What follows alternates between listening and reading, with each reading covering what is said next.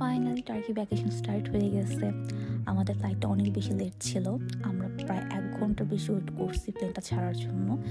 এত লেট করছে যে আমাদের টার্কি পৌঁছাতেও অনেক বিকেল হয়ে গেছিল। যে কারটা আমাদের রিসিভ করতে আসছিল, কারটা অনেক সুন্দর ছিল। আপনারা দেখতে পারতেছেন। কারটার ভিতরে সব ফ্যাসিলিটি ছিল, পানি থেকে শুরু করে নেটফ্লিক্স সবকিছু। আপনারা বসে বসে মুভিও দেখতে পারবেন। আমরা যে হোটেলটা ছিলাম সেটা ছিল টাকসিম স্কোয়ারে। এটা আসলে মডার্ন ইস্তানবুলের হার্ট বলা যেতে পারে। এটা আশেপাশে সবকিছু আছে। সব রেস্টুরেন্ট বলেন, আপনার গালাটা টাওয়ার বলেন, সবকিছুটা থেকে অনেক কাছে। আমরা যে হোটেলটা ছিলাম সেটা অনেক বেশি ফ্যান্সি হোটেল ছিল না, বাট কম্পারেটিভলি অনেক চিপ ছিল আর ছোটোখাটোর মধ্যে। আমার কাছে খুব বেশ ভালো লাগছে। তো আমাদের আস্তে আস্তে অনেক লেট হয়ে যাওয়ার কারণে আমরা তাড়াতাড়ি ফ্রেশন আপ হয়ে আমরা ডিনারের জন্য বাইরে হয়ে চলে আসছি। বাইরে আমরা বেশি দূরে যাইনি, ভাবছিলাম আমরা আজকে হোটেলের আশেপাশে চেক আউট করবো। তো যে রেস্টুরেন্টটা আসছিলাম এটা আমাদের একদম হোটেলের সাথে লাগানোই ছিল। ওদের এটা ওরকম ফ্যান্সি কোনো রেস্টুরেন্ট না, বাট ডেকোরেশন অনেক সুন্দর ছিল, ক্লাসিক ছিল, একেবারে ওদের ট্রেডিশনাল স্টাইলে ছিল। খাবারের দাম বলতে গেলে আমি বলবো কম্পারেটিভলি চিপ, অ্যাটলিস্ট এই দোকানটার মধ্যে লাগছে আমার কাছে। কারণ আমার মানহাইমে যেটা খাই সেটা প্রাইস এর থেকে অনেক বেশি থাকে। তো খাবারের যে দাম ছিল প্রথম ভাবছিলাম হতে পারে যে খাবারটা দিবে আমাদের পেট ভরবে না, পরে দেখি না, খাবারটা আমাদের ভালো পেট ভরে গেছে, মানে আমার কাছে বেশ ভালো লাগছে। আর এটা হচ্ছে ওদের লবি বলা যেতে পারে, এখানে সবাই বসে চা খাচ্ছে। আর এই তো খাবারের লুক, এটা ছিল আদানা কাবাব, হুমুস।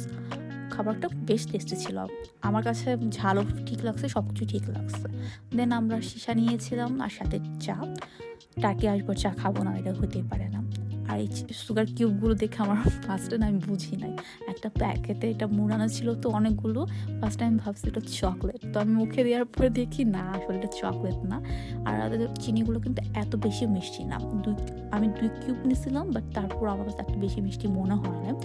তো এই তো তারপর আমার চা খাওয়া শেষ করে আমি বাইরে ঘুরতে বের হয়ে আসি। তো ওদিনও মনে কোনো খেলা ছিল ওদের ক্লাবের, ফুটবল ক্লাবের, তো ওরা জিতছে, ওরা সবাই সেলিব্রেট করতেছিল। পুরো রাস্তা ভরে গেছিলো মানুষে। আমার কাছে খুব ভালো লাগে মানুষ দেখলে।